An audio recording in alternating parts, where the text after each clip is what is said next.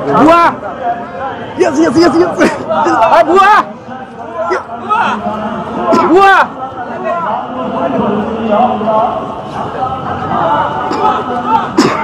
মোবাইলটা তুললেন মোবাইলটা ছবিটা তুলবেন।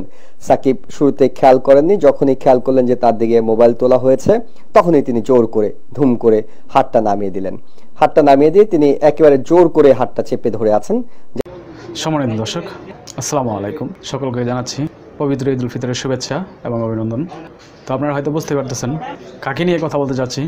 বলা যায় বাংলাদেশের একজন নক্ষত্র, বিশ্বের বুকে বাংলাদেশকে যে পরিচিত করেছেন, আমাদের বাংলাদেশের একজন সুপারস্টার সাকিব আল হাসান, যিনি আজকে আপনার নিউ ইয়র্কে ঈদের জামাতে নামাজ পড়তে গিয়া মানে বোয়া বোয়া স্লোগান শুনলেন। আরেকটা জিনিস সবচেয়ে বেশি চোখে পড়লো, যে ফুটেজটা আপনারা দেখলেন, যে একজন ভক্ত তার সাথে একটা সেলফি নিতে চাইতেছেন। তো উনি দেখলাম হাতটা চাপ দিয়ে ধরে, আপনারা দেখলে পাচ্ছেন যে চাপ দিয়ে ধরে রাখছে, তার সাথে সেলফি ওঠানোর জন্য মানে দিতেছে না। তা আমার প্রশ্ন হলো, এমনিতে হয়তো উনি খেলাধুলায় থাকে যখন, তখন হয়তো মনে করেন যে ডিপ্রেশনে থাকে, এই জন্য ওনার সাথে মানে সেলফি উঠাইতে গেলে অনেক সময় ভক্তদের সাথে বাজে বিহেভ করে। কিন্তু আজকের দিনটা তো আসলে মনে হয় ডিপ্রেশনের কোনো দিন ছিল না, আজকে তো খুশির একটা দিন ছিল। এবং এনে তো মানে আহামরি কোনো লোকজনও ছিল না যে ওনার সাথে সবাই ভিড় করছে ছবি ওঠানোর জন্য। একজন ব্যক্তি তার সাথে একটা সেলফি ওঠাইতে চাইছে, তো মানে এই জায়গায় উনি এই বিহেভটা করলেন।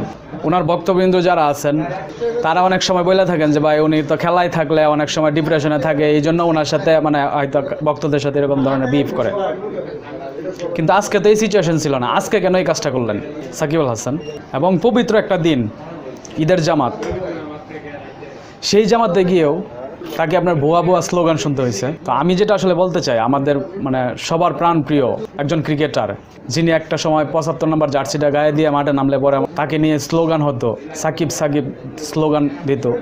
তো সেই সাকিব আজকে যেই জায়গায় যাচ্ছে, বিপিএল কন, অল কাপ কন, আর মনে করেন যে নিউ ইয়র্ক কন, যেই জায়গায় যাচ্ছে তাকে ভুয়া ভুয়া স্লোগান দিচ্ছে।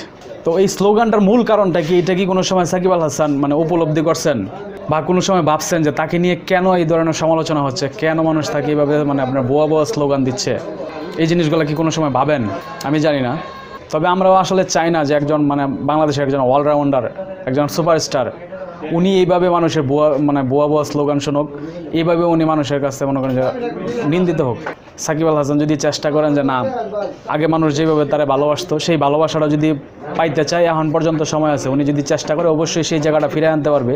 তা আমি আশা রাখবো যে আমাদের সবার প্রিয় ভাই সাকিব আল হাসান, উনি ওনার জায়গা থেকে যে জিনিসগুলো নিয়ে সমস্যা, এই জিনিসগুলো পরিবর্তন করার চেষ্টা করবে এবং আগের সেই জায়গাটায় উনি ফিরে আসবে।